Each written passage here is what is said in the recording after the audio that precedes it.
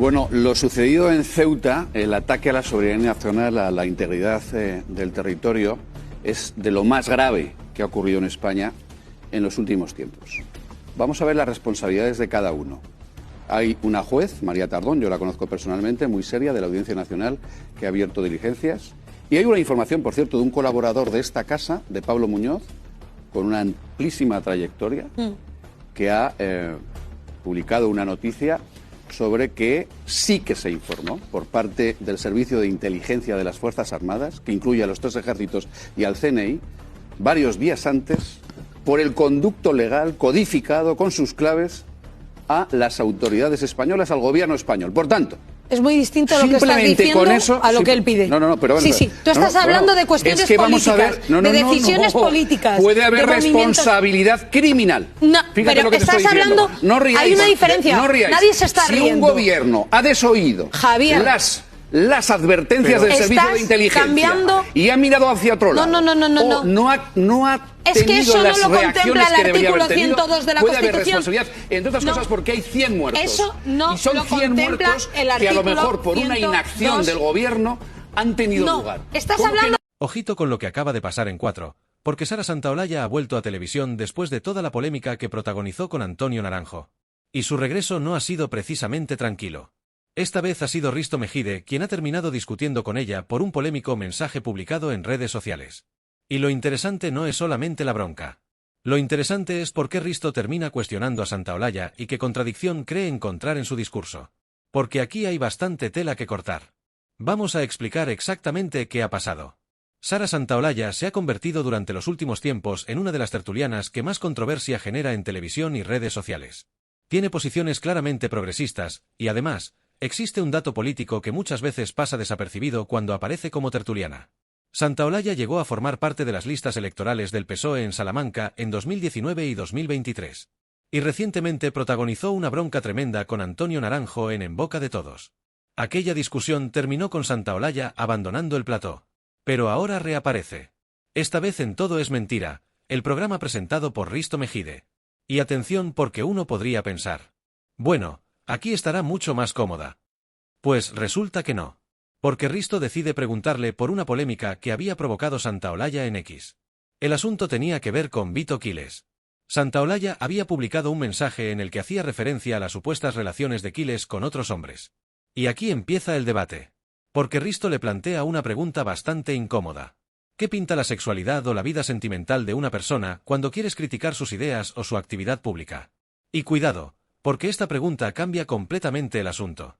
Aquí no estamos debatiendo si Vito Quiles nos cae bien o mal. Eso es irrelevante. La cuestión es otra.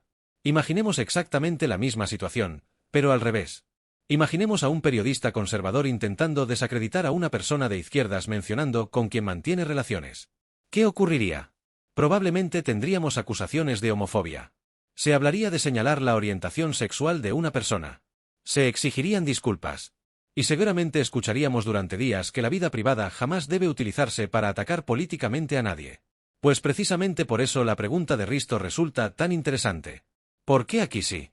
Santaolalla responde que ella no ha revelado ningún secreto y sostiene que esa información ya era pública. Además, defiende que decir que un hombre se relaciona con otros hombres no debería considerarse algo ofensivo. Y, efectivamente, relacionarse con hombres no tiene absolutamente nada de malo. Pero ahí aparece otra pregunta. Si no tiene nada de malo, ¿por qué mencionarlo precisamente cuando estás atacando a esa persona? Ese es el centro de la polémica. Porque una cosa es decir que determinada información no es ofensiva, y otra muy distinta explicar qué relevancia tiene esa información para la crítica que estás realizando. Y Risto insiste, hasta el punto de plantearle que quizá estaba incurriendo precisamente en aquello que ella misma denuncia cuando lo hacen otros. Santaolalla, sin embargo, se mantiene firme. No quiere borrar el mensaje. No considera que tenga que arrepentirse. Y defiende su postura delante de Risto. Ahora bien, aquí viene la pregunta que quiero lanzar a quienes estáis viendo este vídeo. Porque esto va bastante más allá de Sara Santaolalla. ¿Tenemos dos varas de medir en España dependiendo de quién protagonice una polémica? Porque estamos llegando a un punto bastante curioso. Cuando determinadas cosas las hace alguien situado ideológicamente a la derecha, rápidamente analizamos no solamente lo que ha dicho, sino también las posibles implicaciones de sus palabras. Pero cuando algo parecido procede de alguien situado en la izquierda, De repente aparecen todos los matices del mundo. Hay que entender el contexto. No quería decir eso. Era información pública. Se está interpretando mal. Y precisamente por eso este enfrentamiento tiene todavía más interés. Porque quien cuestiona a Santaolalla esta vez no es Antonio Naranjo. No es un tertuliano de Vox. No es un presentador de una televisión conservadora. Es Risto Mejide. En 4. Y Risto básicamente le coloca delante una pregunta que resulta bastante difícil esquivar. ¿Puedes denunciar durante años determinadas formas de atacar al adversario y después utilizarlas cuando el adversario político te cae mal? Porque entonces ya no estamos hablando de izquierdas o derechas.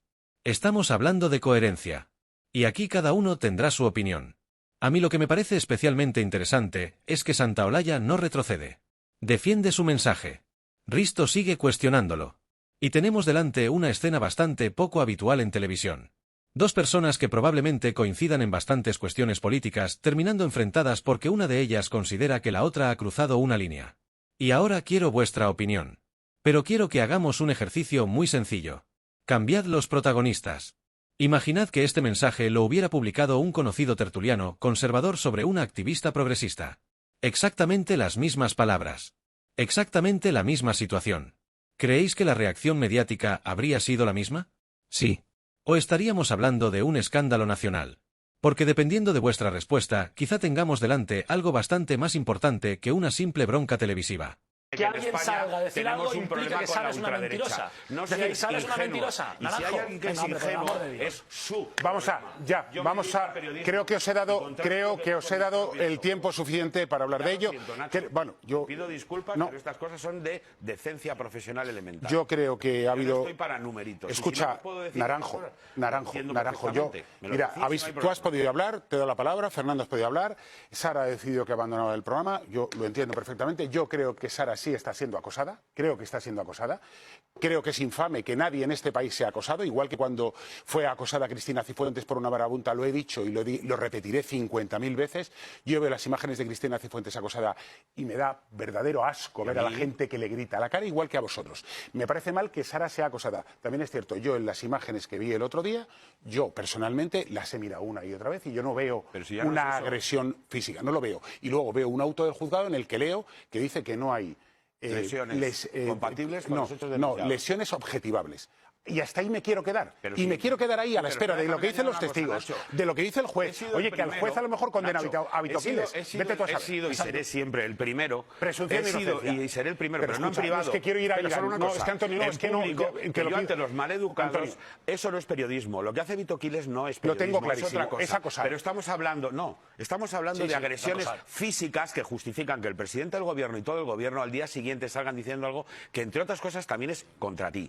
Porque de esa anécdota, que con el tamaño que tiene sería suficiente para lograr solidaridad, se monta un relato que provoca incluso reacciones legislativas, multas de la delegación del gobierno, Antonio, y la etiquetación de todo el disidente de este gobierno como algo peligroso. Yo no quería esto. No puede ser. Escucha, yo no quería esto. Quería normalizarlo todo, no quería esto. Y pido disculpas a nuestros espectadores porque no estaba en escaleta y siento lo que ha pasado. De verdad, siento lo que ha pasado. Bueno, de hecho esto se zanja el asunto y no se vuelve a hablar más. Pilar Rahola, periodista, muy buenas. Levante de esta mesa. ¿Me podéis ayudar? ¿Me podéis ayudar? Me sabe mal ver a mal a Sara, pero es que es una cosa que no es privada. Pues no seas sucio. Que es público. Que yo, como es público, otros problemas que has tenido tú con la justicia y que yo jamás he tocado. Que yo jamás he tocado. Te voy a explicar por qué digo esto. Cuando yo veo que un gobierno... Cuando yo veo que un gobierno... Vamos a terminar. Antonio, vamos a... Es que esto no es privado, es público, porque un gobierno lo ha utilizado no para señalar... Yo no quiero que ya... Señor Quiles, es para señalarnos a todos. Y que me dejen de enfocar la puñetera cámara. Complicidad con una cosa... ¿Me puede dejar de enfocar la cámara? Dice que es mentira. Es así de sencillo. Yo no puedo estar delante de un elefante en una habitación y hacerme el sueco y que parezca que es normal. Es así de sencillo. Bueno, pues ya está. Y termino, porque yo tengo derecho a terminar. Yo tengo derecho a terminar y ya está bien de numeritos. Yo lamento mucho que Sara se vaya. No le deseo ningún mal, pero es una cuestión de conciencia y de deontología profesional.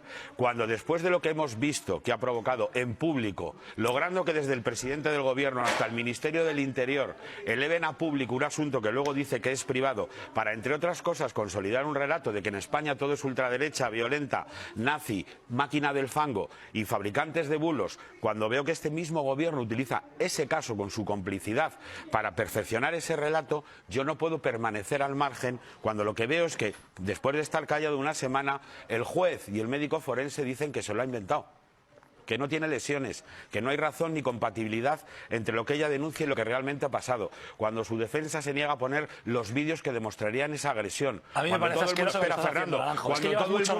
Cuando todo el mundo ha podido ver